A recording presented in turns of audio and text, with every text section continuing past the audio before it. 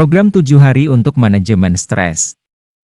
Assalamualaikum warahmatullahi wabarakatuh. Sobat satu langkah baru semua, ungkapan mengatakan ada lebih dari satu cara untuk menguliti kucing. Hal yang sama berlaku ketika kamu mulai merobek-robek rambut kamu dengan semua frustrasi, kesedihan, kecemasan, dan ya, stres. Ini adalah keadaan pengkondisian mental yang seperti meminum pil pahit ke tenggorokan kamu, menyebabkan kamu kehilangan rasa diri kamu, dan lebih buruk lagi kewarasan kamu. Hanya dengan memikirkannya saja sudah bisa membuat siapapun menjadi putus asa. Dan mereka mengatakan bahwa orang-orang yang proaktif sudah hidup di ujung tanduk. Sebagai salah satu orang yang mengalami stres, saya tahu bagaimana rasanya, dan percayalah bahwa ada banyak varian dalam hal stres. Mengatasi kehidupan, dan membawa masalah yang mungkin atau mungkin bukan milik kamu dapat menggoreskan sedikit kegembiraan dan kebahagiaan yang bisa kamu bawa begitu kamu keluar dari pintu itu. Kamu tidak bisa menyalahkan mereka karena menjadi seperti itu, mereka memiliki alasannya sendiri, sama seperti kita memiliki alasan untuk membiarkan stres membebani kita. Mereka mengatakan bahwa stres itu semua ada dalam pikiran. Nah, apa yang mengganggu kamu? Ada beberapa cara untuk mengelola stres, dan pada akhirnya menghilangkannya dari kehidupan kamu suatu hari nanti. Jadi saya akan mencoba membaginya menjadi kursus 7 hari untuk kamu dan saya berjanji tidak akan terlalu membebani tubuh, serta pikiran. 1. Akui bahwa stres itu baik. Jadikan stres sebagai teman kamu. Berdasarkan respons alami tubuh, fight or flight, ledakan energi itu akan meningkatkan performa kamu pada saat yang tepat. Saya belum pernah melihat olahragawan top yang benar-benar santai sebelum kompetisi besar.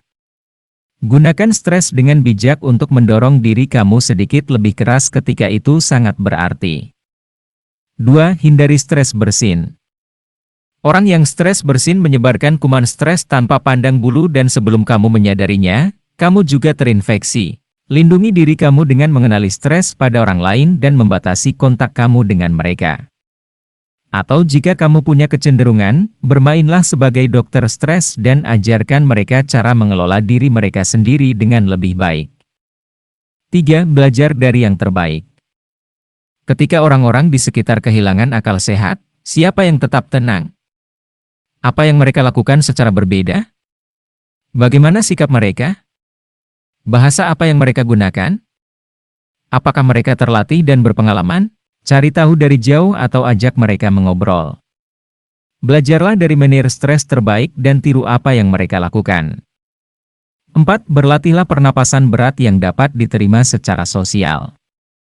Ini adalah sesuatu yang saya pelajari dari seorang instruktur gym. Kamu dapat mengelabui tubuh kamu agar rileks dengan menggunakan pernapasan berat.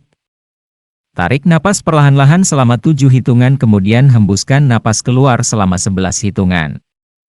Ulangi pernapasan 7 dan 11 sampai detak jantung kamu melambat, telapak tangan berkeringatmu mengering dan segalanya mulai terasa lebih normal. 5. Beri lampu merah pada pikiran yang membuat stres. Adalah mungkin untuk menjerat diri kamu sendiri dalam simpul stres sendirian. Jika ini terjadi, maka itu mungkin terjadi dan kemudian kita semua berada di atas sungai. Sebagian besar dari hal-hal ini tidak pernah terjadi, jadi mengapa membuang-buang semua energi untuk mengkhawatirkan tanpa perlu? Berikan lampu merah pada kereta pikiran stres dan hentikan mereka di jalurnya. Oke, jadi mungkin saja terjadi kesalahan, seberapa besar kemungkinannya, dan apa yang dapat kamu lakukan untuk mencegahnya? 6. Ketahui titik-titik pemicu dan titik panas kamu.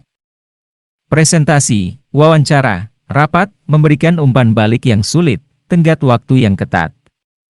Detak jantung saya berdetak kencang hanya dengan menuliskannya. Buatlah daftar titik-titik pemicu stres atau titik panas kamu sendiri. Buatlah secara spesifik.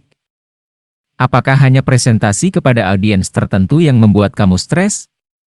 Apakah satu proyek menyebabkan lebih banyak stres daripada proyek lainnya? Apakah kamu minum terlalu banyak kopi? Mengetahui apa yang menyebabkan kamu stres adalah informasi yang sangat kuat, karena kamu dapat mengambil tindakan untuk mengurangi stres. Apakah kamu perlu mempelajari beberapa keterampilan baru? Apakah kamu memerlukan sumber daya tambahan? Apakah kamu perlu beralih ke kopi tanpa kafein?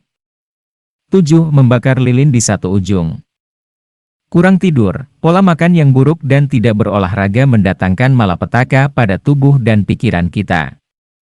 Hal ini sudah jelas, tapi layak disebutkan karena sering diabaikan sebagai teknik manajemen stres. Dengarkan ibu kamu dan jangan membakar lilin di kedua ujungnya. Jadi, stres bisa menjadi hambatan total, tetapi itu seharusnya tidak menghalangi kita untuk menemukan kedamaian batin yang sudah lama kita inginkan. Bagaimanapun, kita selalu bisa pergi ke Bali dan berjemur di bawah matahari di hamparan pantai yang indah. Semoga bermanfaat. Wassalamualaikum warahmatullahi wabarakatuh.